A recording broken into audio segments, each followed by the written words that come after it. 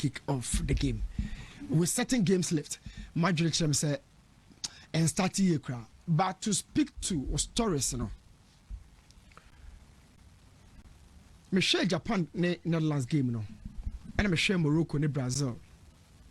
These two games, you know, na amame. I feel say in fact a Real World Cup, but as I so imagine actually say because of some Bakomi Nunimi and San ACCC off the field. Yana ma yataka say, oh, this could probably be the worst World Cup. What's the attacker? Yeah. Thomas Patase me, Americans and some Iran referee Diano. Oh no, Iran players here by Omode and cranking get here allegedly Omokasa America for Michael Kamo. Nina no, it take a lot of attention. What we need to agree and accept and say there is a global stage. Be a na yababe drew our internet, you know, amayababe ni pabako. So adibi koso baby ababe subject or topic ya obia kabi. But I don't think say bibi betimi si off the field. We walk up no. Neno na babe the most memorable thing I heard of an maybe so pitch in so.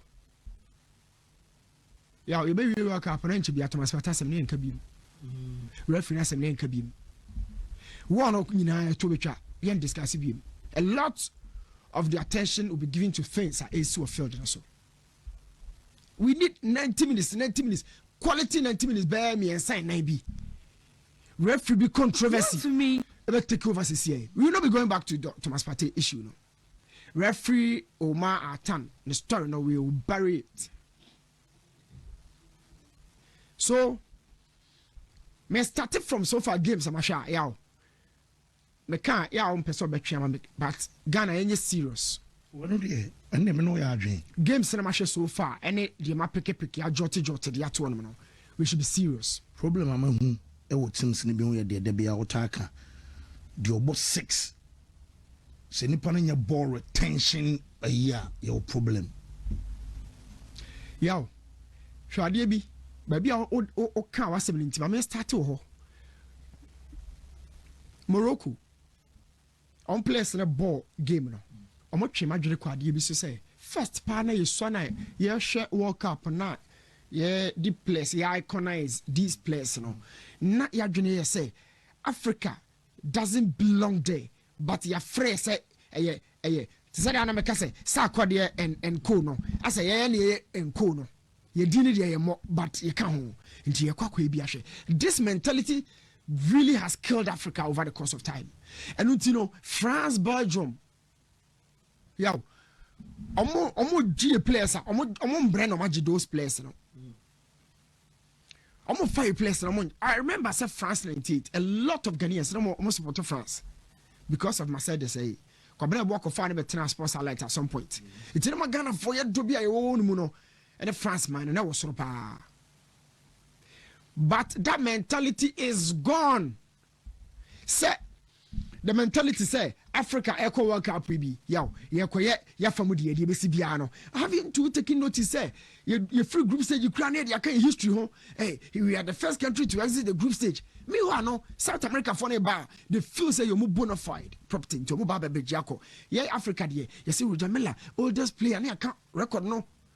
Cameroon do quarter, me celebrity, near Senegal, yeah. Fair. Was colonial master, yes, celebrity, or Bia Amanyoso, because Senegal call World Cup, no, Japan, Korea 2002, Wakakosha colonial master, and then no, Ombahunu, a Fedi, we have that mentality. Say and count. But me see me show Morocco in the Brazil game, no. I was happy for Africa. The mentality change. Yo, and you must say very, very, very fast, but yeah, Ghana for na ye delay Niema. Mama Shadrack Adibi says on fanche me delay kakra. Morocco line up on the ball. Plus omo coach no. They have defined what is called blend and technical hybrid. The European game, no, coupled with the African game, no. It gives you technical brilliance, endurance, and then of course physical level. That's why African player. When they say Mohamed Wabi on the Morocco U20 World Cup, no. Yeah. So they thought say, and they said yeah, well like cancel why the 17 man no they kwaji World Cup. Yeah, Not transition. Not transition, no. When in young boys in the room, now crowd winning the coach in the person. So after sacking Walid Regragui, now Crawford play with Jumano, including Javi. I mean Morocco, Jumano and Americano, they were in the semi-final. Coupled with the fact someone said got ball AFCON final and I know. Among a breed of quality players are surreal. Coach in the now cannot to cut you, but as a trim agency baby to say, also kind of 20 DNO. A coach for Bianco Becca so on your man Amrabat once I'm a bot middle no so on. But you see 18-year-old boy no. Ajoub I know it. What you say? 18-year-old. Ayoub Boadi. On it. Ayoub Boadi. Any other coach Becca so Amrabat once I'm as a dino na imu na bi amamni na mun finfin. Me ba mo team no so. On send double pivot no back no. Ayoub Boadi no. Yeah. And L and Anayu no. Yeah. You the ball no. But the funny thing about this team, they say, or starting game no, ball no come out Brazil for no. Shadi bi o. Yes, you did be. Yeah, only area be our one. The be who so now you senior man.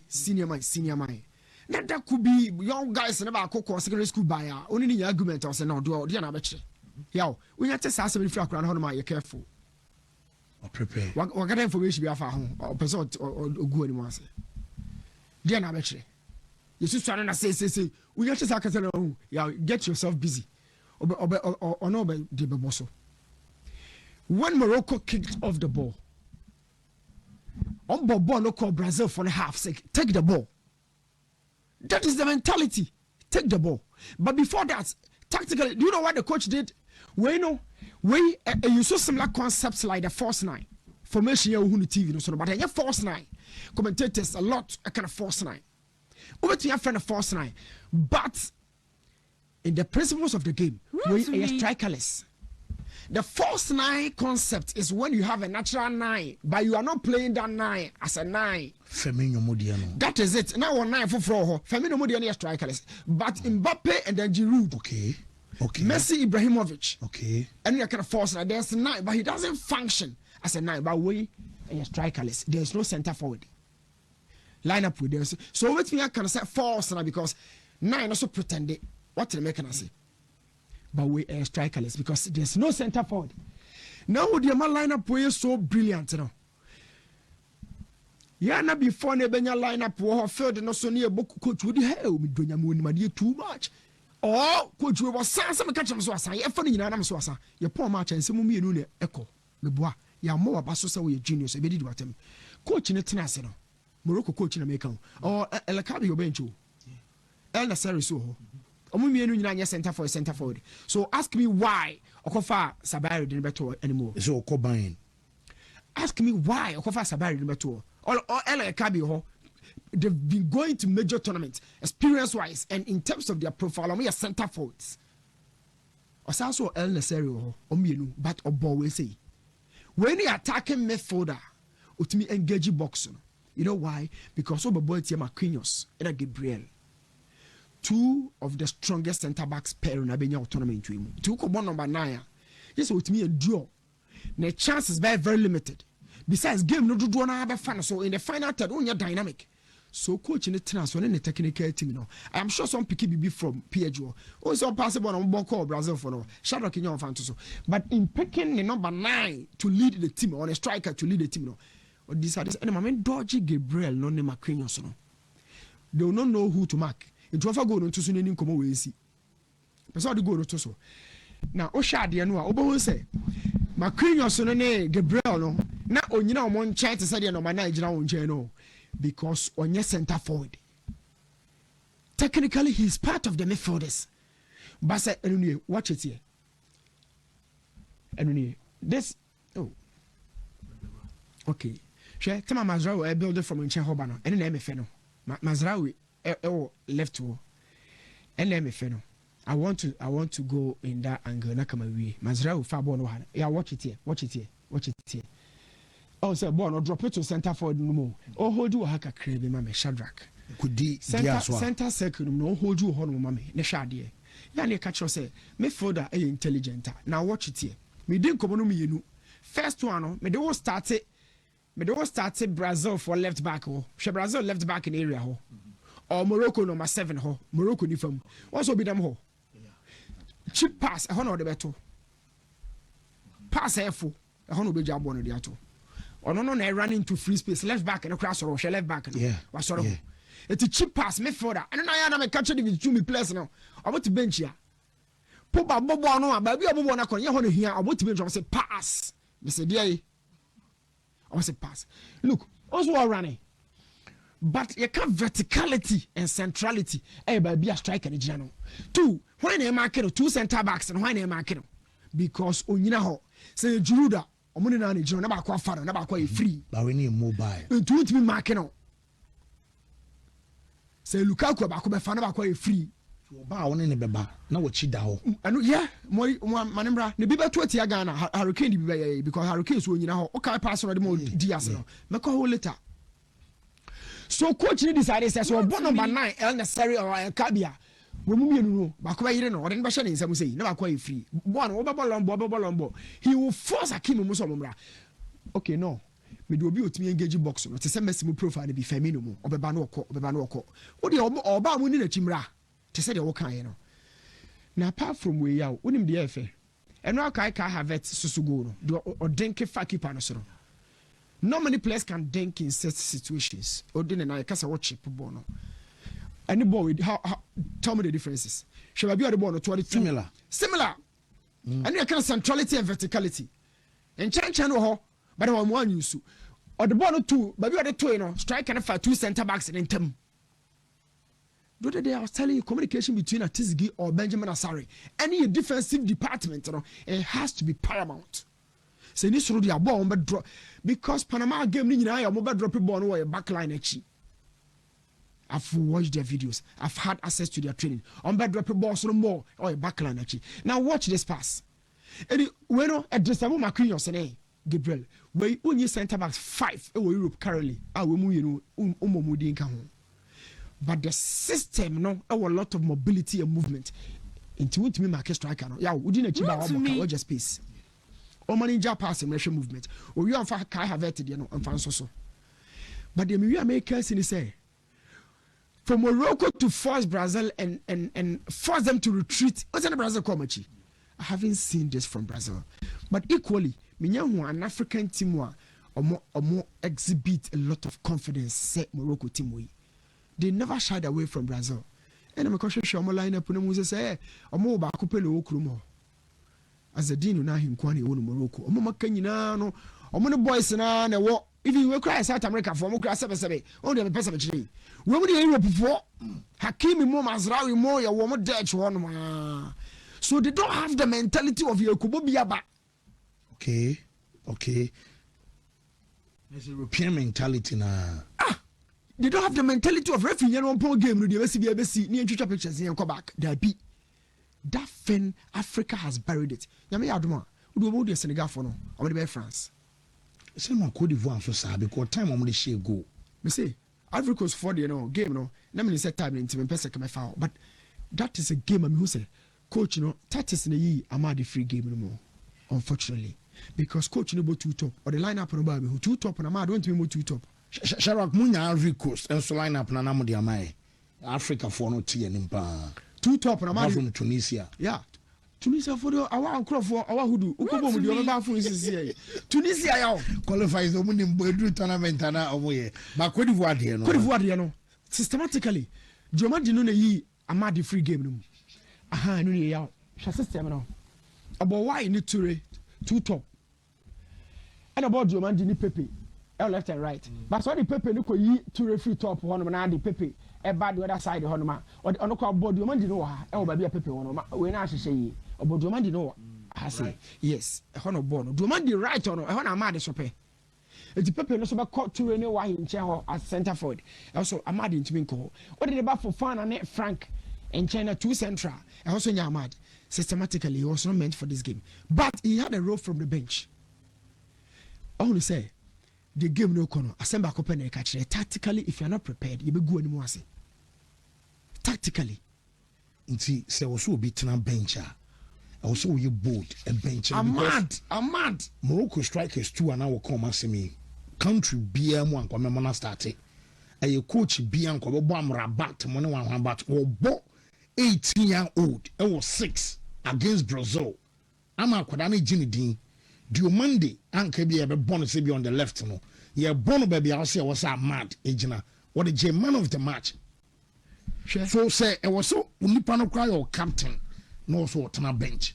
Nipa no or striker on also tena bench. Tactically said the work na. Yeah. On by your mo pe. Na so so be ba ye djuma magana for who the game no call. If you are not prepared for this World Cup, tactically on be go animu ase. E no Japan coach no. How no communicate actually players no or the placard board be no. Yeah. San come no enya no you touch no be the actual mo. They know the codes. So when you not touch la when you say drum no ntino ontumi ntie man nko. But so the channel na twa oni hwe touch la ha. Uni message no. It's they know the code. But talking to Sir Ivory Coast 14 we say no yaw. And you purely 442. Purely 442. Now me sa so do ko Morocco di anima. Obo Amrabat money Saudi. What is Amrabat bo 6? But no 6 and for possession 6.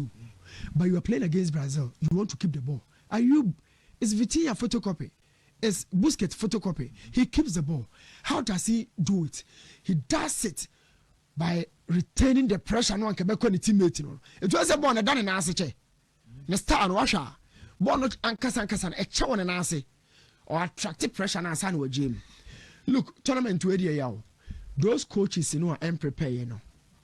Be exposed big time. Okay. Now tactically say obi as a bench no. Oh no ka so bench no ya game na na be no. Na say ne wa wasemo. Other games in the Japan for no system no na ka be me but time and for more time I know you see cry fear be World Cup na more. Because of baby I do Black Stars and so they know say prepare ye. Wo, Mesa. Yes, yeah. Another good morning to AT4. Now, I think the World Cup, no, Asia in focus, Africa in focus. But I think we'll look at Africa, no, then we pay closer attention to what the Asian countries is also a World Cup. But if there's a significant recognition of Adebakwa Air Course or World Cup anymore, a chess born is will be a hunubo. And Kurisa Ukrampona omo elusu by 7 goals to 1. Will be on your opportunity for a game ni bia will understand the kind of quality omo possess timidinya omo results. Now Abra Walid Wegrabi a free Morocco. Bitie Fauzi Lekaya and Koma Udi ya. Na opeso chere se Mohamed Wabi a better tactician, not a better coach in or a better tactician. At the chain Walid Wegragui. Na Morocco ni Brazil na mejitum se no kre. Yes. Ana mejitum se no kre. How fast so set team ni up. The changes, the bravery, the pair, center back, full backs, how they operated. Just say he's very intelligent. Extremely intelligent. But you see, nipa ya dia ofata ye. Now me say Morocco level no me drew say now mo de bobo no. O pe African nation wa ben World Cup na je pa na ye Morocco. So be J World Cup for Africa. O pe wa ben ade ne pe Morocco. Wa ben ade na e Morocco. There is a certain historical trend with North African teams are omono are diverted. Not only have they diverted, but are omo improving upon it. You see, their leagues perform well. With that, Casablanca, Raja Casablanca, they are doing well. But omo timi edru stage bia, you can strike the balance and say the league is doing well, but it doesn't have a direct impact on the performances of the national team, especially at the top level. Not with the junior teams. Yeah, maybe I'll be free ban. At the top level, not with the junior teams. So the broader perspective of Bibiana Morocco Yebiano, the fact is that Omotimia finding the perfect balance of improving their league are reflected on their local teams. Any of you teams, ana mabenya the foreign project a omo koye under Ocean Robert I no so e dey amanfrafo na eba team nim you see obiara bo fazile kaya din but I think Ocean Robert adwuma wa ye na world football within the last few years needs to be appreciated when person who be Ocean Robert ono na di komo no a head coach and Fabregas and assistant to your qualified by the Italian Serie A on another assistant coach of Patrick Vieira or Crystal Palace ono anatama na Mikel Arteta any Fabregas mo mo coaching badges e wo Wales no ono anane lead ya technical director yaw ebi wa dini so but the impact of these people our world football needs to be recognized and praised. Oba yo be technical director de Morocco in 2019. Ano set a scout France, Germany, Spain, Norway, Sweden and Denmark. I didn't know one year England. Yeah, I didn't know one year Netherlands. Because he believes these are countries more ties with Morocco. And now Morocco players are more setting up on Saturday, starting 11 in no. Emu die hin pa na abeka se we die wo no Morocco omododo na na ehu ni sei omo attachment ne na wo hin fa na omo de bebo Morocco isade opomo omo nyina ye nkoda yakofo omo de omo fe sabari mu nyina we needed to convince them Morocco needed to convince them to bring them on board Brahim Diaz Meboa Al-Kanous we can go on with the list.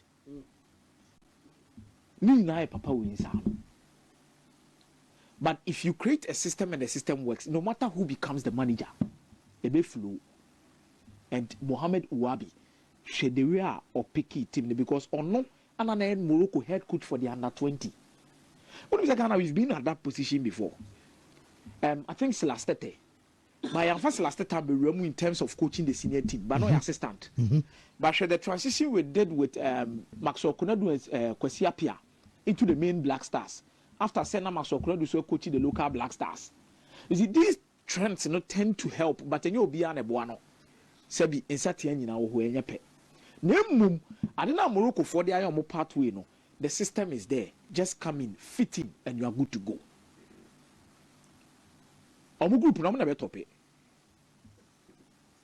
Oh yes, level no born or more born. Unless you say this, unless football happens, because unless football happens, both me, and you're no part of into the discussion. Tactically, quality of players, approach to games. I don't see how Haiti in Scotland beat me as Morocco. So that game we say no, Kenan and the second game of the tournament. Morocco be Brazil.